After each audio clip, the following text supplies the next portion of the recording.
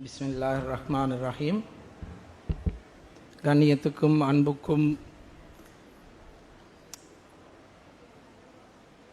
உரிய என்னுடைய உடன்பிறவா உறவுகள் அனைவருக்கும் இந்த அமைப்பை ஏற்பாடு செய்து என்னை இங்கு வந்து ஒரு சில வார்த்தைகளை உங்களோடு உறவாட வேண்டும், கதைக்க வேண்டும் என்று அழைத்த ஜமாத்துல் இஸ்லாம் அமைப்பின் அமைப்பாளர்கள், அதிலும் குறிப்பாக அன்பர் ஃபாஹிம் உட்பட அனைவருக்கும், இந்த ஏற்பாட்டை இந்த பள்ளியில் ஏற்பாடு செய்து தந்த ஒழுங்கமைத்துக் கொண்டிருக்கக்கூடிய இந்த நிர்வாகிகள், இந்த ஊர் மக்கள் அனைவருக்கும், தொலைபேசி ஊடாக என்னை தொடர்பு கொண்டு நீங்கள் வருவதாக இருந்தால் நாங்களும் வருவோம் என்று என்னை சந்திப்பதற்காக வேண்டி வந்திருக்கக்கூடிய அத்தனை உறவுகளுக்கும் என்னுடைய இதயத்தின் அடித்தளத்திலிருந்து காணிக்கையான சலாம்.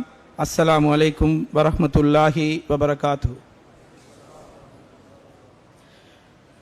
அன்பார்ந்த உறவுகளே, நான் கொஞ்சம் நிறைய இடங்களில் போய் பேசியிருந்தாலும் கூட அல்லாஹ்வுடைய மாளிகையில் அல்லாஹ்வை பற்றி பேசுகிறதுக்கு ஒரு சந்தர்ப்பம் வந்த நேரத்தில் அதை நான் ஒரு கடமையாக கருதி கொண்டு இந்த இடத்துக்கு வார நேரம் இருந்த துணிச்சல், முன்னால் வந்து நிற்கிற நேரம் மிச்சம் பயமாக இருக்கிறது.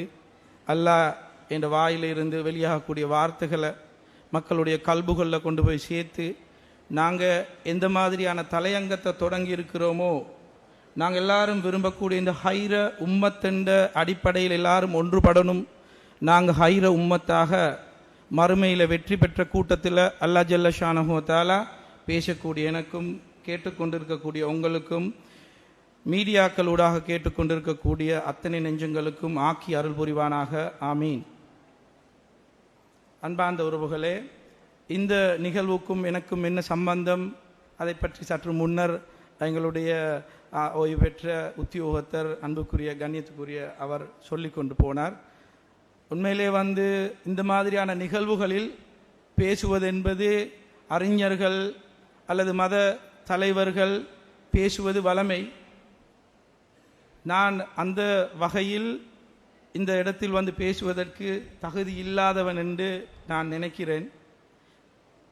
பொதுவாக நான் என் வாழ்க்கையில் நடந்த விஷயங்களில் என்ன மார்க்கத்தினூடாக ஸ்பிரிச்சுவலி என்னை கைட் பண்ணின முக்கியமான ஒரு நபர் இருப்பாருண்டா அதில் முக்கிய ஸ்தானத்தில் இருக்கிற ஒரு நபர் தான் அகார் முகமது என்று சொல்லக்கூடிய ஒரு ஆளுமை. பொதுவாக நான் அவரோட எல்லா விஷயங்களையும் பகிர்ந்து கொள்ளுவேன். உரிமையோட மகனாக, சகோதரனாக எனக்கு வழிகாட்டுவார். அந்த வகையில் சார், எனக்கு இந்த மாதிரி பெரிய ஒரு ப்ரோக்ராம் ஒன்றுக்கு மக்களுக்கு மத்தியில் அல்லாவை பற்றி, ரசூலை பற்றி பேசுகிறது கூப்பிட்டுருக்குறாங்க சார், நான் என்ன சொல்ல என்று சொன்ன நேரம் அவர் சொன்ன வார்த்தை, இந்த மாதிரியான இடங்களில் பேசுகிற நேரங்களில் பொதுவாக படித்தவங்களை கூப்பிட்டு மார்க்கத்தை படித்ததில் அவங்களுக்கு பட்டதை பேசுவாங்க. யதார்த்தம். உங்களை கூப்பிட்டுருக்காங்க, நான் நினைக்கிறேன் ஜாமியா இந்த ஜமாத்துல் இஸ்லாம் இயக்கம் பட்டதில் படித்ததை ஷேர் பண்ணணும்னு நினைக்கிறேன் என்று சொல்லி சொன்னார். அது சரியோ தெரியா ஃபாஹிம் பிரதர்? பட்டதில் படித்ததை ஷேர் பண்ணணும்னு தான் உங்களை கூப்பிடுறாங்க. அந்த படிப்பு படித்ததில் இருந்து பட்டதை உடவும் பிரயோஜனமாக அமையும் என்று நான் நம்புகிறேன் என்று காலையில் அவர் வார்த்தைகளில் அப்படித்தான் என்னோட பேசுவார். அன்பார்ந்த உறவுகளே, நாங்கள் எல்லாரும் நான் என் மனசிலிருந்து வெளிப்படையாக இந்த உம்மத்துக்கு, முழு உம்மத்துக்கும் நான் பேசுகிறேன்.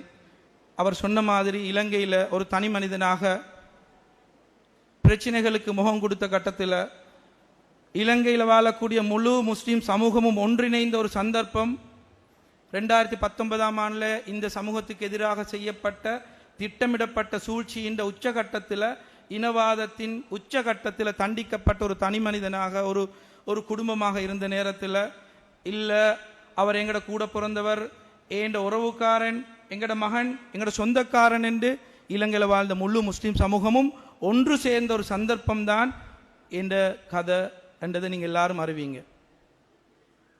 அதில் என் பொறுமையாலையும் என் அகலாக்காலையும் நான் அதில் வெற்றி பெற்றேன் என்று சொல்லி யோசிக்கிறீங்க. சிலவங்க பேசுகிறாங்க. நான் அதெல்லாம் தாண்டி அது இல்லை உண்மை.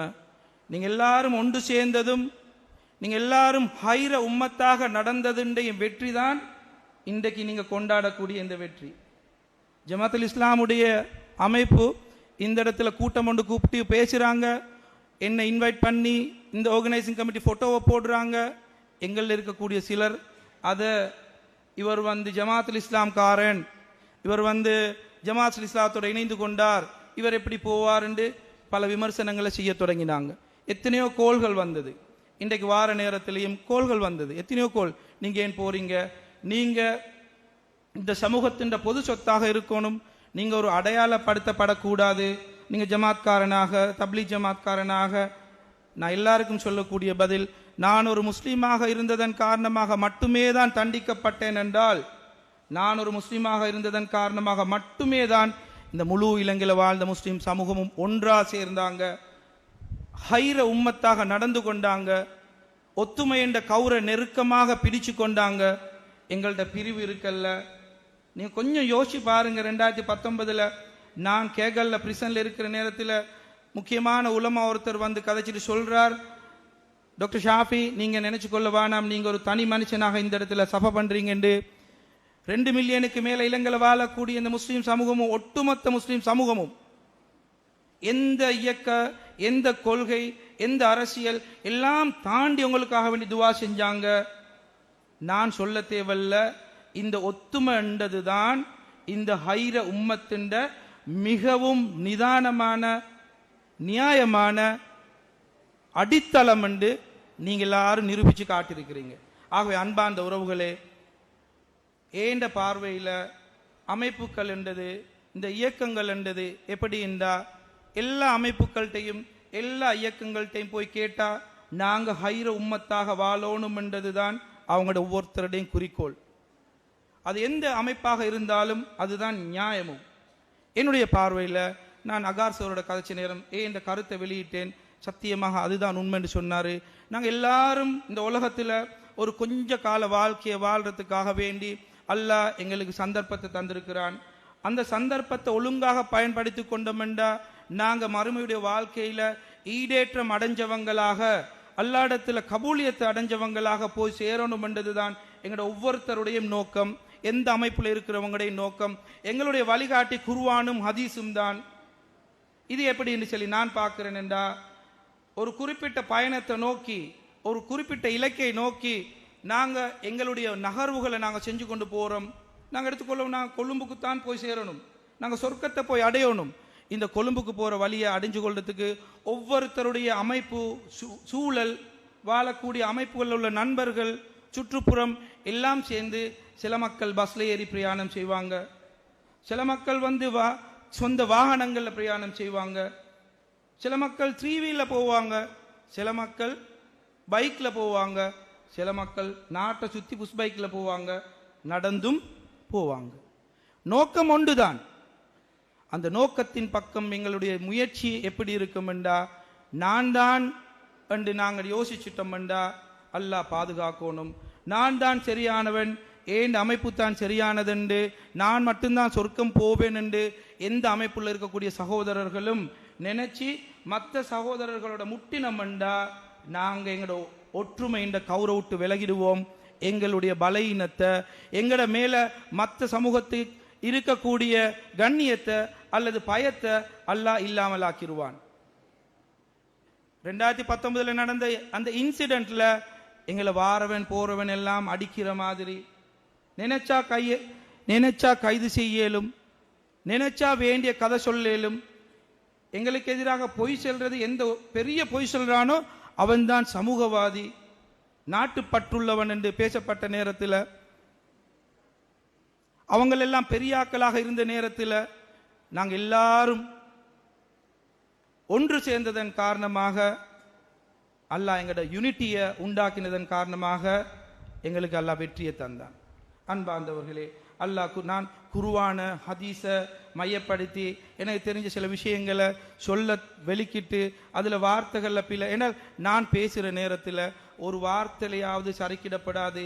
ஏண்ட ரெஸ்பான்சிபிலிட்டி எப்படி என்றா, இந்த கம்யூனிட்டி மேல இருக்கக்கூடிய ரெஸ்பான்சிபிலிட்டி எப்படி என்றா, எனக்கு அல்லாவை பத்தி பேசுறதுக்கு ஏண்ட இன்சிடென்ட் முடிஞ்சு நான் வெளியே வந்த நேரத்தில் உங்கள் எல்லாருக்கும் தெரியும், உலகத்தில் நாங்க புகழ்றத விரும்புவோம். புகழ் என்று ஒன்று இருக்குது, கண்ணியம் என்று ஒன்று இருக்குது. அன்பார்ந்தவர்களே, புகழ் என்று சொல்லுது மனிதர்கள் புகழ் வார்த்தைகள் ஊடாக மக்களை புகழ்றது. இது வெறும் வெறும் பம்மாத்து மட்டும்தான், எவ்வளவு காலம் நீடிக்கும் என்றது இல்லை. ஆனா இன்னும் ஒரு பக்கம் இருக்குது கண்ணியம் என்றது. அந்த கண்ணியம் என்றது அல்லாஹ் ஜல்ல ஷானஹு தஆலா இடத்துல இருந்து மக்களுடைய கல்புல போடுவதன் ஊடாக ஏற்படக்கூடிய அந்த அன்பு, அந்த ஹுப்பு, அந்த முஹப்பத் தான் கண்ணியம் என்றது. அல்லாஹ் எனக்கு தந்திருக்கக்கூடிய பெரிய ஒரு பாக்கியம் தான் இந்த கண்ணியம் என்ற ஒரு கிஃப்ட் உண்டு. அல்லாஹ் ஜல்ல ஷானஹு தஆலா இந்த வாழ்க்கையை ஒரு ஸ்ட்ரகிளாக வச்சிருக்கிறான். இது மட்டும் எங்களுடைய மௌத்து மட்டுக்கும் ஒரு ஸ்ட்ரகிள், போராட்டம். இந்த ஸ்ட்ரகிள் எப்படி இருக்கும் என்று சொன்னா, நாங்க எங்களை மேன்மைப்படுத்திக் கொள்வதற்காக வேண்டி இந்த அமைப்புல கொஞ்சம் முன்னதாக நாங்கள் பேசியிருந்த நேரத்தில் எங்களை இப்பவே விமர்சிக்கிறாங்களாம் சிலர், எங்களை பத்தி மோசமா பேசுறாங்களாம் சிலர், அப்படின்னு சொல்லி எல்லாம் பேசப்பட்டுச்சுது. அன்பா அந்த உறவுகளே, நீங்க ஹக்கின் பக்கம் இருக்கக்கூடியவங்க, பாத்திலின் பக்கம் இருக்கக்கூடியவங்க எங்களை விமர்சிப்பாங்க. நபி அவங்களை விமர்சித்ததை உடவும், சஹாபாக்களை விமர்சித்ததை உடவும், அவங்கள துன்பம் படுத்தின உடவும், நபி அவங்கள மேல அழுக்க கொண்டு கொட்டினத்தை கேவலப்படுத்தணும் நினைச்சதை உடவும் எங்களை இன்னும் கேவலப்படுத்தல. நபி அவங்க ஃபேஸ் பண்ணின சேலஞ்சஸை உடவும், சஹாபாக்கள் ஃபேஸ் பண்ணின சேலஞ்சஸை உடவும் நாங்க இன்னும் ஃபேஸ் பண்ணல. நாங்க இதெல்லாம் ஃபேஸ் பண்ணத்தான் அல்லாஹ்வுடைய பொருத்தம், அல்லாஹ்வுடைய ரிலா, அல்லாஹ்வுடைய விருப்பத்துக்குரியவர்களாக நாங்க மாறணும். அல்லாஹ் ஜல்ல ஷானஹு தஆலா இந்த வாழ்க்கைய ஒரு சோதனை கூடமாக என்கிற உம்மத்துக்கு தந்திருக்கிறான். இந்த சோதனை என்றது நாங்க நினைச்சு கொள்ளப்படாது. லைஃப்ல நாங்க ஃபேஸ் பண்ணக்கூடிய ஒவ்வொரு நிகழ்வுகளும் எப்படி என்றால் ஒவ்வொரு எக்ஸாம் மாதிரி. இது ஒவ்வொன்றுக்கும் பின்னால ஒரு கமா மட்டும்தான் எங்களுக்கு போடலும் தவிர முற்றுப்புள்ளி வைக்க முடியாது. நாங்க நினைச்சு கொண்டிருக்கிறோம் என்றால் 2019 நடந்த சோதனையில முஸ்லிம்கள் எல்லாரும் ஒன்று சேர்ந்து நாங்க எல்லாரும் வெண்டுட்டோம். இப்ப ஜமாத்துல் இஸ்லாம் இந்த பள்ளியில இவ்வளவு பெரிய ஒரு மாபெரும் கூட்டத்தை கூட்டி பேசுறாங்க இன்னைக்கு சொல்லி சொன்னா நாங்க நினைச்சு கொள்ள வேணாம். அதோட நாங்க எங்களுக்கு எதிராக செய்யப்பட்ட சூழ்ச்சிகள், அநியாயங்கள் அல்லது சோதனைகளுக்கு முற்றுப்புள்ளி வச்சிட்டோம் என்று மட்டும் ஏமாந்துடவானாம். எங்கட முற்றுப்புள்ளி எங்கன்னு சொன்னா, அன்பார்ந்த உறவுகளே, எங்கட முற்றுப்புள்ளி இன்ஷா அல்லாஹ் சொர்க்கத்துல மட்டும்தான் முற்றுப்புள்ளி. அதுவரைக்கும் எத்தனையோ கமாக்கள் வரும். வீட்டுல பிரச்சனை வரும், புள்ளகளால பிரச்சனை வரும், ஊர்ல பிரச்சனை வரும், வியாபாரத்துல பிரச்சனை வரும். அல்லாஹ் விளங்கப்படுத்துறான். நாங்க நஷ்டம் வந்துருமோன்னு பயப்படக்கூடிய வியாபாரத்துல பிரச்சனை வரும்.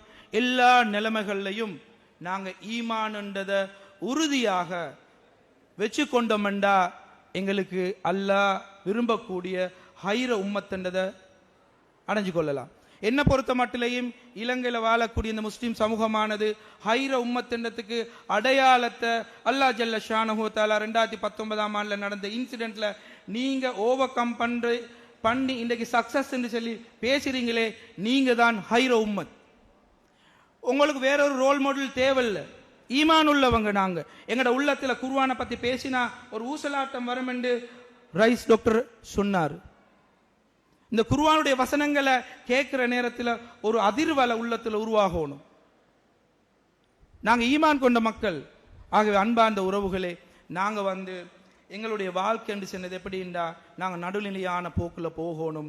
நாங்க நினைச்சு கொள்ளப்படாது எங்களுடைய வாழ்க்கையில சந்தோஷம் என்றது மட்டும் வருமெண்டா அது உண்மையான லைஃபாக இருக்க முடியாது. நாங்க சந்தோஷத்தை மட்டும் நேசிக்கிறவங்களாக இருந்தண்டா ஒரு நாளும் நாங்க வெற்றி பெற்ற கூட்டத்தில் ஹைர உம்மத்தாக ஆக முடியாது. ஹைர உம்மத்துக்கு இருக்கக்கூடிய சிஃபத்துக்கள்ல ஈமான்ல உறுதியாக இருக்கிறது, நல்லதை ஏவுறது, கெட்டதை தடுக்கிறது. இந்த அடிப்படையான சிஃபத்துக்கள்ல எங்களுக்கு இருக்க இயலாது. கெட்டது நடந்து கொண்டே இருக்கும், நாங்க அதை தடுத்து கொண்டே இருக்கணும். நல்லது நடந்து கொண்டே இருக்கும், அதன் பால் நாங்க நன்றியுடையவர்களாக இருந்து கொண்டே இருக்கணும். வாழ்க்கையில வரக்கூடிய பிரச்சனைகள் எப்போதுமே எப்படி என்றா, நாங்க ரயில்வே ட்ரெக்ல பயணிக்கக்கூடிய ஒரு ட்ரெயின் ஒன்று மாதிரி எங்கட பாத்தே எங்கட பயணம் அமையணும். எங்கட விஷன், எங்கட மிஷன் கடைசியில சொர்க்கத்தை போய் அடைகிறது தவிர இடையில டீ குடிக்கிறது, ட்ரெயினை நிப்பாட்டி கொஞ்சம் வாஷ்ரூம் போய் வாரது, போய் கார்டன் ஒன்றை போய் பார்த்துட்டு வாரது, இதெல்லாம் இல்லை எங்கட நோக்கம். அன்பார்ந்தவர்களே, குர்ஆன்ல சொல்லக்கூடிய அல்லாஹ் ஜல்ல ஷானஹு வ தஆலா இந்த வாழ்க்கையில நடக்கக்கூடிய நிகழ்வுகளை தெளிவாக சொல்றான். இன்னமால் உஸ்ரி யுஸ்ரா என்ற வசனத்தின் ஊடாக நாங்க விளங்கி வச்சிருக்கிறோம். எப்படி என்றால், சோதனை என்றது பெறலாக நலவோடு சேர்ந்துதான் வரும். ஒரு ட்ரெயின் ஒரு ரயில்வே ட்ராக்ல போகணும் என்று இருந்தால் அதுண்ட புவியீர்ப்பு மையம் எப்பயும் வந்து அந்த 2 ரயில் ட்ரெக்குக்கும் நடுவல இருந்தால் மட்டும்தான் ட்ரெயின் அந்த இலக்கை நோக்கி நகர்ந்து போக இயலுமே தவிர, ஒரு பக்கம் சாஞ்சிட்டு இருந்தால், கஷ்டம் வந்துச்சு, நாங்க கஷ்டத்தை மட்டும் ஃபோக்கஸ் பண்ணினோம் என்றால், நாங்க கஷ்டத்தை மட்டும் பெருசாக எடுத்துக்கொண்டோம் என்றால், அதன்பால் எங்கட பிரச்சனைகளை நாங்க கண்ணில் ஒரு சின்ன ஒரு கல்லை கண்ணுக்கு கிட்ட வச்சு பார்க்குற மாதிரி லைஃப்ல ஃபேஸ் பண்ணக்கூடிய சேலஞ்சஸை மட்டும் ஃபோக்கஸ் பண்ணினோம்டா மற்றெல்லாம் இருட்டாகி போகும்.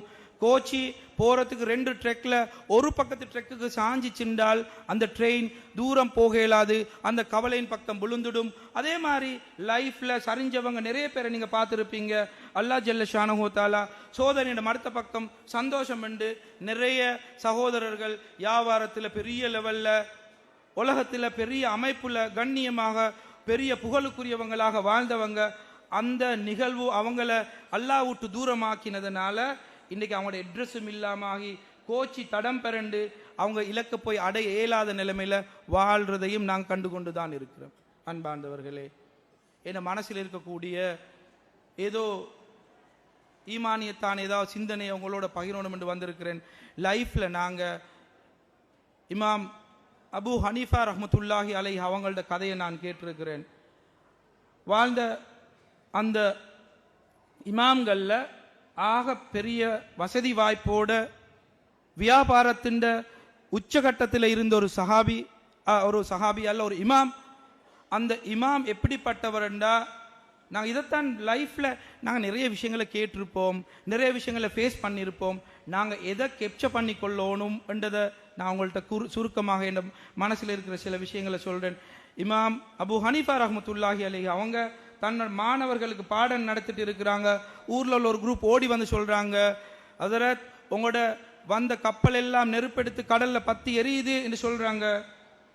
அவங்க கல்பை பார்த்தாங்க, பணிஞ்சு பார்த்தாங்க, அல்ஹம்துலில்லா என்று சொல்லி கொண்டாங்க. கொஞ்ச நேரம் போகுது, அந்த ஊர் மக்கள் திருப்பி போய் பார்க்குறாங்க, அவருடைய கப்பல் ஒன்றும் பத்தி இல்லை, தவறுதலாக அவங்க சொல்லிட்டாங்க, வேறொரு கப்பல் தான் பத்துது. அந்த நேரத்தில் திருப்பி ஓடி வந்து சொல்கிறாங்க, ஹசரத் நாங்கள் தவறி சொல்லிட்டோம், உங்களோட கப்பல் ஒன்றும் பத்தல்ல, வேறொரு கப்பல் தான் பத்துதுன்னு சொன்னாங்க. அந்த நேரத்திலேயும் அவங்க சொன்னாங்க அல்ஹம்துலில்லா என்று சொன்னாங்க. இதில் படிப்பின் என்னன்னு சொன்னால், நாங்கள் ஈமான் உடையவர்கள் என்று சொன்னால் எங்கட லைஃப்ல நடக்கக்கூடிய எங்கட பார்வைக்கு வெளி உலகத்துக்கு விளங்கக்கூடிய நல்ல விஷயங்களாக இருக்கட்டும், கெட்ட விஷயங்களாக இருக்கட்டும், எங்கட ஈமான்ட ஃபோக்கஸை விட்டு அல்லாஹ்வுடைய நெருக்கத்தை விட்டு தூரமாக்க இயலாது. நாங்கள் லைஃப்ல ஃபேஸ் பண்ற சில சந்தோஷமான விஷயங்கள், நல்ல விஷயங்கள், மகன் ஸ்கூல்ல பாஸ் பண்றான், எக்ஸாம் எழுதுறான், ஃபேக்கல்ட்டி போறான், பிஸ்னஸ் பண்றோம், ரீச் ஆகுறோம், டொப்பாகிறோம், இதெல்லாம் நல்ல விஷயங்கள் மாதிரி கண்ணுக்கு விளங்கும். ஆனா ஈமான் உள்ள மக்கள், ஈமான கல்புல வச்சிருக்கக்கூடிய மக்கள் நல்லதென்று தீர்மானிக்கிறது எது என்று சொல்லி தெரியுமா? எது நல்லதென்றால், லைஃப்ல நடக்கக்கூடிய எந்த ஒரு இவெண்டாக இருந்தாலும் கூட அந்த இவெண்ட் எப்ப உங்களை அல்லாஹ்ட பக்கம் மீளச் செய்யுமோ, அல்லாஹ்ட பக்கம் திரும்ப செய்யுமோ, இதுதான் உங்களோட ஹைரான விஷயமே தவிர நாங்க நினைக்கிற உலகத்தில் அடையக்கூடிய அடைவுகளோ, உலகத்தில் கிடைக்கக்கூடிய நஷ்டங்களும் இல்லை, சந்தோஷங்களும் இல்லை. எந்த நிகழ்வு எங்கட உம்மத்தை எல்லாரையும் ஒன்று சேர்த்து கொண்டு அந்த இன்சிடென்ட் அல்லாஹ்ட பக்கம் திருப்பல்லையா, நாங்கள் அந்த நேரத்தில் ஒருத்தரையும் ஒருத்தர் விமர்சிச்சு கொள்ளல, நாங்கள் எல்லாரும் உண்டாக ரப்பே நீ மட்டும்தான் என்று கையேந்தின நிகழ்வு, ஒரு ஹைர் உம்மத்தாக நடந்த நிகழ்வு உங்கள் எல்லாருக்கும் ஞாபகம் இருக்கும்.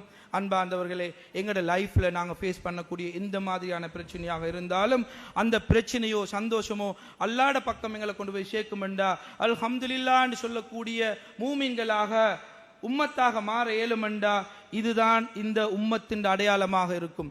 நாங்க வழிகாட்டிகளாக வந்த மக்கள் எங்களை ஏன் நல்லா ஹைர உம்மத் என்று சொல்றான்டா, நாங்க மற்ற உம்மத்துக்கு வழங்கப்படாத ஒரு சில சிஃபத்துக்களை அல்லாஹ் கொடுத்திருக்கிறான். அதுதான் நாங்க நல்ல மற்ற நபிமார்களுடைய கவுங்களுக்கு மற்ற நபிமாருடைய உம்மத்துக்கு கொடுக்காத ஒரு சிஃபத்து தான் நாங்க நல்லதை ஏவுறோம், தீயதை விட்டு தடுக்கிறோம். அதுல ஆகப்பெரிய ஒரு முயற்சி தான் இன்றைக்கு இந்த பள்ளியில நடக்கக்கூடிய நல்லதை ஏவி தீயதை தடுக்கக்கூடிய இந்த மாதிரியான ஒரு நிகழ்வு. ஆகவே அன்பார்ந்தவர்களே, நாங்க எங்களுக்குள்ளால எவ்வளவு ஒத்துமை என்ற கௌர இறுக்கமாக பிடிச்சு கொள்வோமோ, எங்களுக்கு வரக்கூடிய சோதனைகளின் போது ஈமான்ல உறுதியுள்ளவர்களாக ஃபேஸ் பண்றதுக்கு ஈமான கூட்டி கொண்டோம் என்றால், ஈமான அல்லாவோட நெருக்கம், அல்லாவோட ரிலாவை உண்டாய் கொண்டோம்னு சொன்னால், அல்லாட பொருத்தத்தை அடைஞ்சு கொண்டோம் என்றா எந்த பிரச்சனையும் பிரச்சனையாக இருக்க மாட்டாது. சஹாபாக்கள் போர்க்களத்தில் நான் கேள்விப்பட்டிருக்கிறோம். சஹாபாக்கள் யுத்தம் செஞ்சு கொண்டு போறாங்க. அவங்க சொர்க்கத்தை பார்த்த நிலைமையில அவங்களுக்கு கொடுக்கக்கூடிய வேதனைகள், அவங்களுக்கு மேல பாயக்கூடிய அம்புகள், அந்த வேதனை அவங்களுக்கு விளங்கல்ல. சொர்க்கத்தின் இன்பம் அவங்களுக்கு இந்த துன்பத்தை உடவும் மேன்மையாக விளங்கிச்சுது. ஈமான்ல உறுதியுடையவர்களாக இருந்தோம் என்றால் எங்களுக்கு நடக்கக்கூடிய எல்லா நிகழ்வுகளின் போதும் அல்லாஹ் எங்களோட இருக்கிறான், அல்லாஹ் போதுமானவன் என்ற ஃபீலிங் எங்களோட உள்ளத்தில் இருக்கும் என்றா அதுதான் இந்த ஹைர உம்மத்துக்குரிய அடையாளம். மூசா நபியுடைய கவுங்கள் ஆத்தோரமாக போய் கடல் ஓரத்தில், செங்கடல் ஓரத்தில் போய் நின்று கொண்டு, நீங்க எங்களை நஷ்டத்தில் போட்டீங்களே என்று சொன்ன நேரம், கல்லா யால் அல்லாஹ் என்னோட இருக்கிறான் என்று மூசா நபி அவங்க சொன்னாங்க. அல்லாஹ் சொன்னான், அடிங்க கூட அசாவாலாண்டு. அல்லாட உதவி இன்றைக்கும் எங்களுக்கு அசாவூடாக வந்து கொண்டுதான் இருக்குது. அல்லாஹ் எங்களை கட்டாயமாக அல்லாவின் பக்கம் நெருங்கக்கூடிய உம்மத்தாக, ஹைர உம்மத்தாக நாங்க இருக்கும் பட்சத்தில் அல்லாஹ் எங்களுக்கு முன்னுக்கு வரக்கூடிய பிரச்சனைகள்ல அந்த செங்கடலை திறந்து எத்தனையோ வழிகளை கொடுத்தான். எவ்வளவு பிரமாண்டம் என்றால், மூசா நபியுடைய கவுங்கள் அந்த கடல்ல இறங்கி அதுல இருந்த கடைசி உம்மத், கடைசி சஹாபி அல்லது கடைசி மனிதர் கடலை விட்டு வெளியே வாராரு. மூசா நபியை பின்தொடர்ந்து வந்த ஃபிரௌனுடைய படை முதல் மனுஷன் தொடங்கி கடைசியாவது மனுஷன் வரைக்கும் கடலுக்கு உள்ளுக்கு வந்ததுக்கு பின்னால முழு பேரையும் அந்த கடல் உள்வாங்குது. இது அல்லாஹ்வுடைய அத்தாட்சி.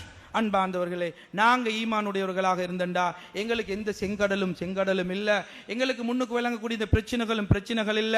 இந்த பிரச்சனைகளை வெல்லணும்டா நாங்க அல்லாவின் பக்கம் மீளக்கூடியவர்களாக இருக்கணும், அல்லாவின் பக்கம் நாங்க நெருங்கக்கூடியவர்களாக இருக்கணும். எங்கட வீட்டுல ஈமானிய சூழல் உருவாகணும், எங்கட பிள்ளைகள்கிட்ட தீன் போய் சேரணும், அல்லாவை நெருங்கக்கூடியவர்களாக நாங்க ஆக்கணும், அதனூடாக ஹைர உம்மத்தாக மாறணும். எங்களுக்கு நாங்க உதாரணமாக ஈமான்ல உறுதி அடையணும் என்றால், எங்களுக்கு வரக்கூடிய சோதனைகள்ல நாங்க மீளணும்டா, நான் டாக்டர் என்ற வகையில் நான் ஒரு சில 2 உதாரணங்களை சொல்றேன். ஒரு ஜிம்முக்கு நாங்க ஒருத்தர் போறோம், பிசிக்கல் ஃபிட்னஸ் உண்டாக்கி கொள்றதுக்கு எங்களோட ட்ரெயினர் இருக்கிறாரு.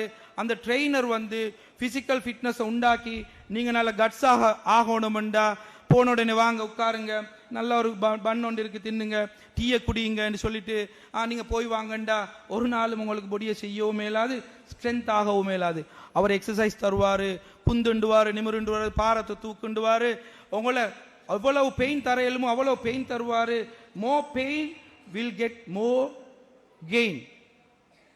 எவ்வளவு உங்களை கஷ்டப்படுத்தி அதுல நீங்க உங்களை ட்ரெயின் பண்ணுவீங்களோ அவ்வளவு ஸ்ட்ரென்த் ஆகுவீங்க. நாங்க ஈமான்ல பலமுள்ளவர்களாக எப்படி மாறணும் என்றா, வெளிச்சூழல்ல இருந்து வரக்கூடிய எங்களுக்கு வரக்கூடிய அம்புகளையும் பிரச்சனைகளையும் எப்படி உள்வாங்கணும் என்றா ஈமானோட பார்க்கணும். அப்படி இல்லைன்னா நாங்க தோத்து போயிடுவோம். நாங்க அப்படி இல்லைன்னா ஹைர உம்மத்தாக இருக்க மாட்டோம். உதாரணமாக நான் சொல்றேன், ஒரு டாக்டர் கிட்ட நாங்க போறோம், எங்களுக்கு ஒரு பிரச்சனை வருகுது, அந்த நேரத்தில் நாங்க அந்த பிரச்சனைக்கு இன்ஜெக்ஷன் ஒன்று போட்டா தான் அது சுகமாகும் என்றால், அந்த இன்ஜெக்ஷன் என்றது அல்லாஹ்விடத்துல இருந்து வரக்கூடிய அருள். சின்ன புள்ளை ஒன்றை கொண்டு போய் நாங்க மருந்து கொடுக்குற நேரம், ஒரு சின்ன வயசு புள்ளைக்கு ஒரு இன்ஜெக்ஷன் போட்டா அந்த புள்ள அந்த பெயினை தான், அதுல அந்த நோவையும் அதுண்ட கஷ்டத்தையும் விளங்கி கத்தி பெரட்டி ஓடும் தவிர அந்த புள்ள எனக்கு விரும்பி சுகம் வரணும் போடுங்க என்று சொல்ல மாட்டாது. ஒரு டொட்லர்ஸ் ஒரு 15, 12, 13 வயசு புள்ளிட்ட போய், இல்ல மகன் உங்களுக்கு இந்த நோய் இருக்குது, இந்த நோய்க்கு இந்த இன்ஜெக்ஷனை போட்டா தான் சுகம் வரும் என்று சொன்னா அந்த மகனும் என்ன செய்வாருண்டா, அந்த பெயினை கொஞ்சம் பொறுத்து கொண்டு பரவாயில்ல என்ன செய்ய என்று சொல்லி போடுவார். ஆனா ஈமான்ல உச்சகட்டத்தில் உள்ளவங்க எப்படின்னா, லைஃப்ல இந்த இன்ஜெக்ஷன் ரூபத்துல இன்ஜெக்ஷன் மாதிரி ஒவ்வொரு டெஸ்ட் வரும், நாங்க அதை அப்சர்வ் பண்ண, நாங்க அதை உணர்வதற்கு விளங்கி கொள்ளணும். இது அல்லாஹ்விடத்திலிருந்து வரக்கூடிய இன்ஜெக்ஷன், இது எனக்கு சிஃபாவை, இது என் ஈமான்ல உறுதியை உண்டாக்கும், அல்லாஹ்வுடைய நெருக்கத்தை உண்டாக்கும் என்று நாங்க என்ன செய்வோம்டா விரும்பி பெரிய மக்கள் இன்றைக்கு வீட்லையும் இன்சுலினை போட்டுக்கொண்டு எரித்ரோபோய்டின் இன்ஜெக்ஷனை போட்டுக்கொண்டு ஒவ்வொரு வகையான இன்ஜெக்ஷனை வீட்டில் ஃப்ளைட்டில் போகிற நேரத்தில் போட்டுக்கொண்டு நோய்க்கு நிவாரணத்தை நாங்களே செஞ்சு கொள்கிறோம் இல்லையா? அது நோவாக இருந்தாலும் கூட இந்த மாதிரி தான் இந்த உம்மத் ஈமான்ல ஸ்ட்ரென்த் ஆகணும், அல்லாஹ்வுடைய சோதனைகளை விளங்கக்கூடிய உம்மத் ஆகணும். அல்லாஹ்ட சோதனைகள்ல இருந்து வெளிவரணும் என்றா நாங்க அல்லாஹ்ட உதவியை அடையக்கூடியவர்கள் ஆகணும் என்றா நாங்க எங்கட கல்பை அல்லாஹ்வோட கனெக்ட் பண்ணணும். நாங்க எங்கட கல்பை அல்லாஹ்வோட கனெக்ட் பண்ணினால் மட்டும்தான் அல்லாஹ்வுடைய உதவி எங்களுக்கு கட்டாயமாக வரும்.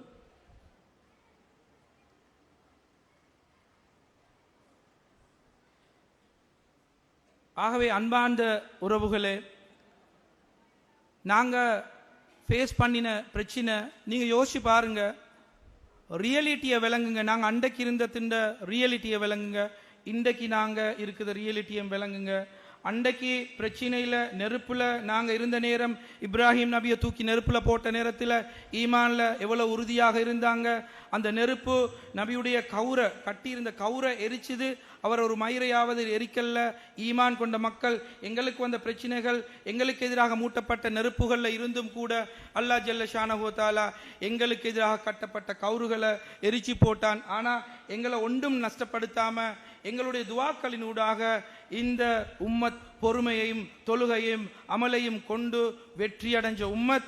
இந்த இலங்கையில் வாழக்கூடிய இந்த முஸ்லீம் உம்மா, இந்த சமூகம் வந்து ஹைர உம்மத்தாக வெற்றி நடை போட்ட உம்மத் என்றதால அன்பார்ந்த உறவுகளே, ஆகவே நாங்கள் எங்களோட லைஃப்பில் நடக்கக்கூடிய எல்லா நிகழ்வுகளின் போதும் அல்லாஹ்ட உதவி அடைஞ்சு கொள்ளணுமா, நாங்கள் எங்களோட கல்பை அல்லாஹ்வோட கனெக்ட் பண்ணணும். அல்லாஹ்வோட கனெக்ட் பண்ணணும். அல்லாஹ்வோட கனெக்ட் பண்ணுறதுல ஆக முக்கியமான விஷயம்தான் இந்த மாதிரியான நிகழ்வுகளில் நாங்கள் வந்து சேருதம், பேசுகிறாங்க, நல்ல விஷயங்களை கேட்குறோம். நாங்கள் இந்த விஷயங்களை எங்களோட லைஃப்பில் நாங்கள் இம்ப்ளிமெண்ட் பண்ணணும். நாங்கள் எங்களை லேசான முறையில் சொர்க்கத்துக்கு போய் அடைஞ்சிடலுமெண்டா நபி அவங்கள்ட்ட நீங்கள் மற்ற முந்தின எங்கே அந்த பெரிய அந்த போரில் சஹாபாக்கள் தோண்டிட்டு இருக்கிற நேரத்தில், பெரிய அந்த கால்வாயை தோண்டிட்டு இருக்கிற நேரத்தில் நபி அவங்கள்ட்ட வந்து முறையிட்ட நேரத்தில் முந்தி உள்ள சமூகம் பட்ட கஷ்டம் படாமல் நீங்கள் ஈடேற்றம் அடைய இயலுமா என்று சொல்லி அந்த கருத்து உட்பட அந்த நபி அவங்க கேட்குறாங்க. ஆகவே அன்பார்ந்த உறவுகளே, நாங்கள் இந்த மாதிரியான பிரச்சனைகளை ஃபேஸ் பண்ணத்தான் நான் ஆரம்பத்திலேயும் சொன்னேன், இந்த மாதிரியான நிகழ்வுகள் நாங்கள் நடத்துகிற நோக்கம் இந்த உம்மத்தை அல்லாஹ்வோட கனெக்ட் பண்ணணுமே தவிர இந்த உம்மத்துக்குள்ளால பிளவு வாரதுக்கு இல்லை. நாங்கள் 2019 ஒன்று சேர்ந்து இருந்ததில் சின்ன ஒரு சலசலப்பொண்டி ஏற்பட்டிருக்குது. இன்றைக்கு நான் வந்ததையும் ஃபேஸ்புக்கில் சில மீடியாக்களில் தவறுதலாக விமர்சிப்பதற்கு சில எழுத்தாளர்கள் வினைவாங்க. இது யதார்த்தம். நான் அதை ஒன்றையும் பொருட்படுத்த போகிறதும் இல்லை. எனக்கு எது நல்லதுன்னு படுவதோ இந்த உம்மத்துக்கு நான் கடமைப்பட்டிருக்கேன். போன 2 வீக்ஸுக்கு முதல்ல கூட நான் சவுத் ஈஸ்டர்ன் ஏரியாவுக்கு போயிருந்த நேரத்தில் தௌஹீத் ஜமாத்துடைய அமைப்பில் ஒரு மதரசா உண்டு, லேடிஸ் மதரசா உண்டு செய்கிறாங்க. கிரேட் 5க்கு பிறகு புள்ளலை எடுத்து ட்ரெயின் பண்ணுறாங்க, பார்ட் டைம் மதரசாண்டு. அவங்க ஒரு 70-75 புள்ளகளில் 14 புள்ளகள் வந்து ஹிஃபுல் முடிச்சிருக்காங்க. அதில் ஃபர்ஸ்ட் பேட்ச் ஓ லெவல் எக்ஸாமில் 3 கேர்ள்ஸ் வந்து 9 A's எடுத்திருக்காங்க. அவங்களுக்கு பாராட்டி தெரிவிச்ச போகிறோம். சார் நீங்களும் வரணும்னு சொல்லி சொன்னாங்க. நான் இந்த உம்மத்துக்கு கடமைப்பட்டிருக்கேன். அங்கேயும் போகிற நேரத்தில் கோல் வருகுது, நீங்கள் தௌஹீத் ஜமாத் ஆயிட்டீங்களா, இங்கே போகிறீங்களா அங்கே போகிறீங்களா. அல்லாஹ்வுக்காக வேண்டி என்னை எந்த இயக்கங்களோடையும் சம்பந்தப்படுத்த வேணாம். நான் ஒரு முஸ்லீம், இந்த முழு முஸ்லீம் உம்மாவுக்கும் சொந்தக்காரன், ஒரு பொது மனிதன். நான் எந்த அமைப்புகளோட மட்டும் போறதில்லை. இந்த தலமும் வந்து அல்லாஹ்வை பற்றி பேசுறதுக்கு, இந்த உம்மத்தை வலுப்படுத்துறதுக்கு, இந்த உம்மத்தை ஒரு ஹைர உம்மத்தாக கொண்டு போய் சேர்க்கணும்ன்றதுக்காக வேண்டி ஒரு அமைப்பாக ஒரு சந்தர்ப்பமாக இருப்பதனால தான் இந்த இடத்துக்கு நான் வாரத்துக்கு கூப்பிட்ட உடனே நான் வந்தேன். அகார் சார் வாரன்னு சொல்லி எனக்கு ஆரம்பத்தில் ஃபௌமி சகோதரர் சொன்னார். அகார் சாரோட நின்று அல்லாஹ்வை பற்றி பேசுறதுக்கு ஒரு வாய்ப்பு வருமெண்டா அன்பார்ந்த உறவுகளே, நீங்கள் சொல்லுங்க. எங்கேயோ இருந்து வந்த ஒரு காட்டுப்பூச்சி நான், என்ன கூப்பிட்டீங்க இன்னைக்கு அகார் சாரோட பேசுங்கன்னு சொன்னா, இதோட ஒரு கண்ணியம், இதோட ஒரு கிஃப்ட் உண்டு அல்லாஹ்விடத்திலிருந்து எனக்கு என்ன கிடைக்கலும். எந்தவித வார்த்தைகளும் நான் பேசல. அகார் சார் வாராரா, கட்டாயமாக நானும் அந்த இடத்துக்கு வருவேன். இது ஒரு சந்தர்ப்பத்தை ஒரு ஒரு ஒரு சந்தோஷமாக நான் உள்வாங்கிக் கொண்டேன். வாரேன்னு சொன்னேன். பிறகு அவருக்கு வேறு வேலைகள் இருக்கிறதால வர இயலாது என்ற ஒரு அமைப்பு வரவும் நான் முன்னுக்கெடுத்து வச்ச கால இந்த உம்மத்தின் மீது என் மீது கடமையான இந்த நலவுகளை பேசுறது, அல்லாஹ்வை பேசுறது. நான் என்ற பிரச்சனையிலிருந்து வெளியே வந்தவுடனே எனக்கு 2 பாத்திய விளங்குது. புகழ் சேர்க்கக்கூடிய மக்கள் நீங்க, மக்களுக்கு மத்தியில் புகழாக பெருசாக அவங்கள பற்றி பேசுகிறாங்க. நீங்கள் இங்கே இந்த காலத்தில் இருக்க அரசியல்வாதிகள் முஸ்லீம்களுக்கு ஒரு அச்சுறுத்தலாக இருக்கிறீங்க. நீங்கள் சமூகத்தின் பொறுப்பெடுங்க, நீங்கள் அரசியல் தலைவராவாங்க. அது இல்லை என்ற பொறுப்பு. அல்லாவை பற்றி பேசுகிறது எனக்கு ஒரு சேலஞ்ச் வந்தது. நான் அந்த நிலைமையில் அல்லாட உதவியை நேரடியாக கண்ட மனுஷன் என்ற வகையில் நான் அல்லாவை இந்த மக்கள் அடியார்கள் அல்லாவோட கனெக்ட் பண்ணுறது, உண்மையான பிரச்சனைக்கு தீர்வை சொல்யூஷனை கொண்டு சேர்க்கிற அந்த விடயத்தை நான் ஏண்ட லைஃப்பில் எடுத்துக்கொள்றதா, அரசனோட மக்களை போய் சேர்த்து அரசியல் என்று சொன்ன ஒரு வகையான அமைப்பில் போய் நான் என்ன போட்டுக்கொள்றதா என்று எனக்குள்ளால வந்த கேள்விக்கு வந்த பதிலும் மஷூராவும் அல்லாவை பற்றி எங்கெங்க யாரு கூப்பிடுறாங்களோ அல்லாவோட அந்த பேச்சு இந்த கல்ப இணைக்குமாக இருந்தா, இந்த உம்மத்தை கொண்டு போய் அல்லாவோட கனெக்ட் ஆக்குமண்டா, இந்த உம்மத்தை ஹைர உம்மத்தாக ஆக்குமண்டா, அதுக்கு நான் யார் எவர் கூப்பிட்டாலும் எல்லாருக்கும் சொந்தக்காரன் என்ற வகையில் அல்லாஹ் என்ன அப்படி ஆக்கி வச்சதன் காரணமாக அல்லாஹ் மக்களோட உள்ளத்துல கல்புல இரக்கத்தை கிஃப்டாக எனக்கு தந்திருக்கான். அன்பார்ந்த உறவுகளே, எனக்கு இருக்க ஒவ்வொரு மனுஷனுக்கும் ஒவ்வொரு விஷயங்கள்ல சோதனைகள் வரும், ஒவ்வொரு கவுங்களுக்கும் ஒவ்வொரு விஷயங்கள்ல சோதனை வரும். நான் அடி மனசை தொட்டு சொல்றேன், எனக்குள்ள பெரிய சோதனை, எனக்குள்ள பெரிய ஒரு போராட்டம் என்னண்டா, என்னை பற்றி மக்கள் மத்தியில் அல்லாஹ் ஏற்படுத்தியிருக்கக்கூடிய இந்த கண்ணியம், இந்த சகோதரத்துவம், இந்த பிரதர்ஹுட், இல்லாட்டி இந்த ரிலேட்டிவ், இந்த உறவு உண்டு சென்ன இந்த இஸ்லாமிய உறவு, இந்த களிமாண்டு சென்ன அந்த பாலத்தில் ஏற்பட்டிருக்கக்கூடிய உச்சகட்ட நலவை பாதுகாக்கிறது தான் எனக்குள்ள சோதனை. ஒரு மனுஷன் பேசினா அவரோட ரெஸ்பாண்ட் பண்ணுற முறையில் நான் தவறிட்டால், ஒரு மனுஷன் ஃபோனில் பேசுகிறார், உதவி கேட்குறாரு, அவரோட பேசுகிற வார்த்தைகளில் நான் தவறிட்டால் என்ற அமைப்புல நான் ஏண்ட பயணத்தை நான் பேத்து கொண்டிருக்கேன். அன்பார்ந்தவர்களே, முழு நாட்டிலையும் நடந்த இனவாதத்தின் ஒரு சிம்பலாக, இனவாதத்துக்கு எதிரான ஒரு சிம்பலாக, இனவாதத்துக்கு எதிராக பேசுகிற ஒரு சக்தியாக அல்லாஹ் என்னை இன்றைக்கு ஆக்கி வச்சிருக்கிறான். அல்லாஹ் எனக்கு அந்த மகிமையை தந்திருக்கான். ரைஸ் பிரதர் சொன்ன மாதிரி இன்றைக்கு அந்த ஜோனல் டிரெக்டர் என்னை கண்டுடனே, உங்களை கண்டது பெரிய ஒரு சந்தோஷம். ஃபோன் நம்பரை வாங்கி கொண்டு நிறைய விஷயங்களை பகிர்ந்து கொண்டு பேசிக்கொண்டு மனம் ஹார்ட் டு ஹார்ட் டோக் கொண்டு போட்டு போறா நிறைய இடங்களை நான் பார்க்கிறேன். இலங்கையை பொறுத்த மட்டும் அன்பார்ந்த உறவுகளே, நாங்கள் வாழக்கூடிய நாட்டில் இருக்கக்கூடிய பெரும்பான்மை சமூகத்தோட நாங்கள் ஒரு ரோல் மாடலாக எங்களை மோல் பண்ணி கொள்ளணும். எங்களுடைய தௌவா எங்களுடைய அஹ்லாக் தான். எங்களுடைய தௌவா நாங்க மற்றவங்களோட எப்படி நடக்கிறோம்ன்றதை காட்டுறது தான் எங்களுடைய தௌவா. வெறுமனே பேச்சுக்களும் பயான்களும் எந்த தாக்கத்தை உண்டு பண்ணாது. நீங்க அல்லாட பொருத்தத்தை அடைஞ்சு கொள்ளக்கூடிய உண்மையான கவுன்களாக அல்லது ஹைர உம்மத்தாக உங்களை ஈமான் உள்ளவங்களாக நல்லதை ஏவுறீங்க, தீயதை தடுக்கிறீங்க, அதன்பால் உறுதியாகவும் இருப்பீங்கண்டா அல்லாஹ் ஒரு நாளும் உங்களை வீணாக்க மாட்டான். உங்களை கொண்டு உங்களுக்குள்ளால இந்த சமூகத்தை இஸ்லாமிய விழிப்புணர்வுகளோட, விழுமியங்களோட, கட்டுக்கோப்புகளோட, வட்டியிலிருந்து பாதுகாக்கப்பட்ட, ஹராத்திலிருந்து பாதுகாக்கப்பட்ட, ஹலாலுக்காக வேண்டி, நபியுடைய வழிகாட்டலுக்காக வேண்டி, நபியுடைய சுன்னத்துக்காக வேண்டி எதையும் செய்யக்கூடிய அந்த உம்மத்தாக நாங்கள் எங்களை மாற்றி கொண்டோம்டா ஏண்ட பார்வையில் அதுதான் ஹைரோ உம்மத். எப்படியான பிரச்சனையும் வரட்டும், இன்றைக்கு எங்களுக்கு வந்தது ஒரு பிரச்சனை, நாளைக்கு இன்னும் ஒரு ரூபத்தில் வரும்.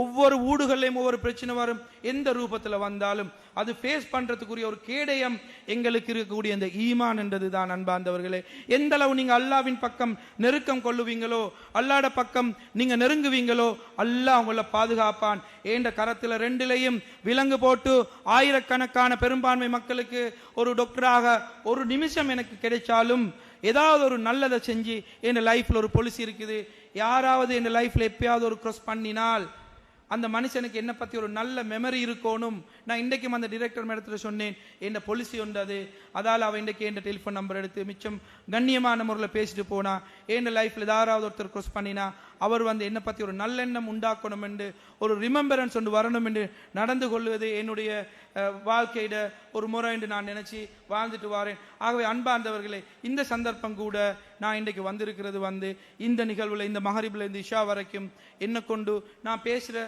சில விஷயங்களை கொண்டு மக்களுக்கு மத்தியில் ஒரு வீதம் அல்லது ஒரு துளி ஏனும் அல்லாவின் பக்கம் திரும்பக்கூடிய தன்மையை உள்ளத்தில் அல்லாஹ் இறை அச்சத்தையும் அல்லாஹ்வுடைய நெருக்கத்தையும் ஒருதருக்காவது தருவான் என்றா நான் வந்த நோக்கம் நிறைவேறும் என்று நம்புகிறேன். நாங்கள் இந்த ஹைர் உம்மத்தாக மாறணும்டா, நாங்கள் எங்களோட லைஃப்பில் ஃபேஸ் பண்ணக்கூடிய பிரச்சனைகளுக்கு முகம் கொடுக்கணும்டா, வேறு தீர்வே இல்லை.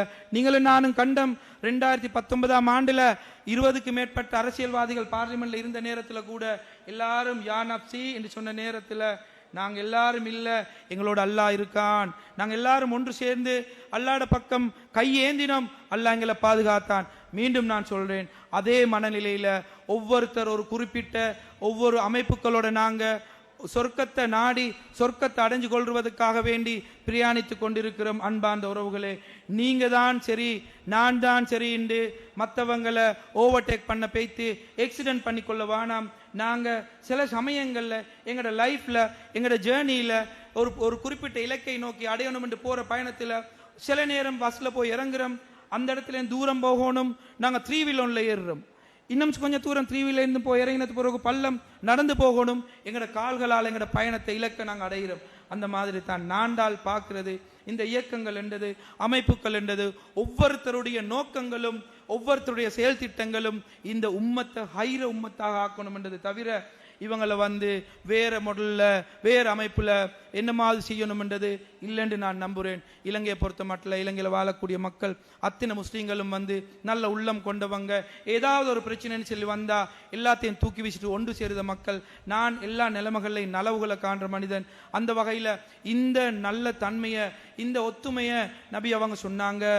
அது ஹதீஸ்ல வாரதுன்னு சொல்லி சொன்னாங்க. எப்படி என்றால் ஒரு உம்மத்தின் ஏதாவது ஒரு இடத்துல ஒரு உம்மத் பாதிக்கப்பட்ட நேரத்தில் அந்த வலி உடம்புல எங்கேயாவது ஒரு இடத்துல தீண்டுதல் ஒன்று ஏற்பட்டால், அநியாயம் நடந்தால் கண் கலங்குது, கண்ணீர் வருகுது, கை ஓடுது, அந்த இடத்துக்கு பிரச்சனைக்கு ஃபேஸ் பண்றதுக்கு எங்களால் ஏண்ட அமைப்பில் நாங்கள் அதுக்காண்டி ரியாக்ட் பண்றோம். ஆகவே ஒரு உம்மத்தாக ஒரு பொடியாக நாங்கள் இருக்கும் பட்சத்தில் மட்டும்தான் எங்களை யாராலையும் தோற்கடிக்கல. எங்களை தோற்கடிக்கிறதுன்றது நாங்கள் வெறுமனே ஆரம்பத்தில் சொன்னது மாதிரி துனியாவுடைய லைன்ல அல்லது உலகளாவிய ரீதியில தோற்கடிக்கிறது இல்லை. அல்லாஹ்விடத்தில் இருந்து எங்களை தூரமாக்குதான் உண்மையான தோல்வியும் உண்மையான நஷ்டமும். அதுல இருந்து நாங்கள் நஷ்டப்பட்டுடப்படாது. எந்த சோதனைகள் வந்த நேரத்திலையும் எங்களுக்கு ஒரு பிரச்சனை வருகுது, அந்த பிரச்சனையில தீர்வு வரணும்டா நாங்கள் ஒரு ஹராத்துக்கு சல்யூட் போடணும். நேற்று முந்தினாத்தும் என்னட்டு ஒருத்தர் கோல் எடுத்து பேசுறாரு, ஒரு தேவை என்று சொல்லி ஹராமான விஷயத்த, அதாவது மதுபானங்கள் மற்ற மக்களுக்கு அவங்களுக்கு ஹலால் ஹராம் இல்லை. எனக்கு முந்தி ஒரு காலத்தில் உதவி செஞ்ச ஒருத்தர், நான் சொன்னேன், ஒரு நாளுமே நான் செய்யாத நான் விரும்பாத ஒரு விஷயத்த நான் உனக்கு விரும்ப மாட்டேன், உனக்கு சாப்பிடணுமா நான் உனக்கு தாரேன். ஹராத்தின் பக்கம் நாங்கள் ஒரு போதும் எங்களோட விஷயங்களை அடைஞ்சு கொள்வதற்கு நாங்கள் அதை கேடயமாக எடுத்தோம் என்றா அது அல்லாஹ்வுடைய சோதனை. அந்த சோதனை உங்களை விட்டு அல்லாஹ் விட்டு தூரமாக்கிடும்.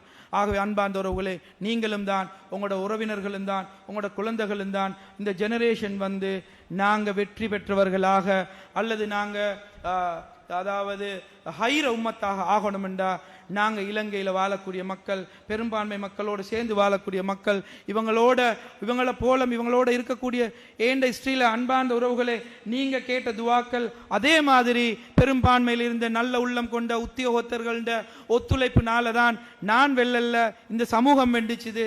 ஏண்ட விஷயத்தில் நீதிய நாட்டின் சட்டத்தை மதிக்கக்கூடிய பெரும்பான்மை சகோதரர்கள் இருக்கக்கூடிய உத்தியோகத்தர்கள் மட்டும் இல்லாமல் இருந்திருந்தா இன்றைக்கும் நான் 1000ல் ஒருத்தனாக உள்ளுக்கு தான் இருந்துட்டு இருப்பேன். இன்றைக்கும் ஒரு கேள்விக்குறியாக டாக்டர் ஷாஃபி ஒருத்தர் இருந்தாரு, இந்த இனத்தை சுத்திகரிக்கிற அநியாயத்தை அவர் இழைச்சிருக்காரு, இன்னமா தான் உள்ளுக்கு இருக்காரு என்று சொல்லுவாங்க. ஆகவே நாங்கள் எங்களுக்குள்ளால இஸ்லாமிய விழுமியங்களோட அந்த கட்டுக்கோப்போடு எங்களை ஆக்கிக் கொள்வதன் ஊடாக ஒத்துமை என்ற கௌர அந்த பாகமாக எங்கள் ஒவ்வொருத்தரையும் ஆக்கிக் கொள்வதனூடாக எந்த விமர்சனங்களையும் ஒவ்வொருத்தரை விமர்சித்து கொண்டு நான் தான் நீ தான் என்று அந்த இதெல்லாம் தூக்கி வீசிட்டு நாங்கள் எங்களோட பிரயாணத்தில் சில சமயங்களில் நான் இந்த ஏறி இருக்குது ஜமாத்தில் இஸ்லாமிய பஸ்ஸில் நான் ஏறின மாதிரி இன்னும் கொஞ்சம் போனேன்னா தப்லீக் ஜமாத்தில் 3 நாள் கூப்பிட்டாங்களா நான் போவேன், தௌஹீத் ஜமாத்தில் கூப்பிடுறாங்களா நான் போவேன். ஒவ்வொன்றும் ஒவ்வொரு பிரயாணங்கள்.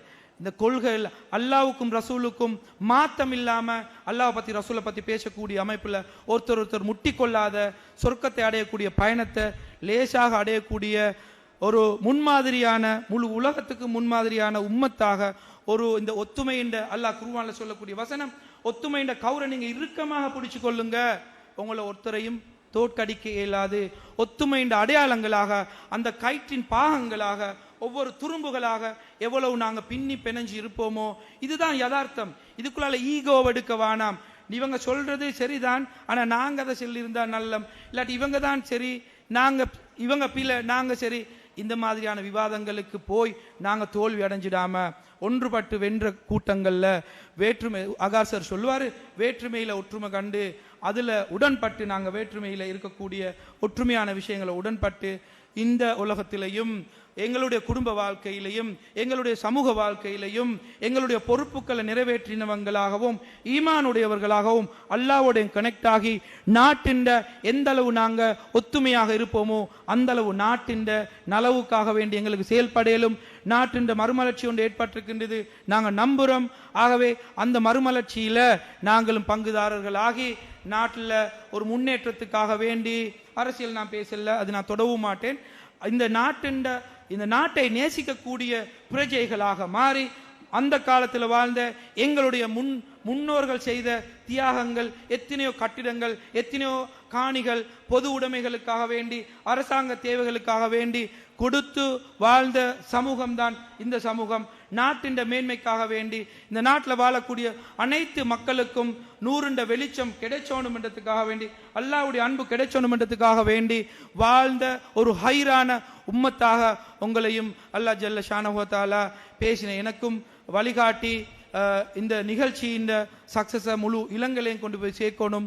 முழு இலங்கையிலும் உள்ள மக்கள் அல்லாஹ்வை நேசிக்கக்கூடிய, அல்லாஹ் விரும்பக்கூடிய, அல்லாஹ்வுடைய ஆதரவை அடைந்து கொண்டு மறுமையுடைய வாழ்க்கையில் வெற்றி பெற்றவர்களாக முழு உம்மத்தையும் அல்லாஹ் ஆக்கணும் என்று வாய்ப்பு தந்தமைக்கு நன்றி கூறி விடைபெறுகிறேன். வாஹிரு தஅவானா அனில் ஹம்துலில்லாஹி ரப்பில் ஆலமீன்.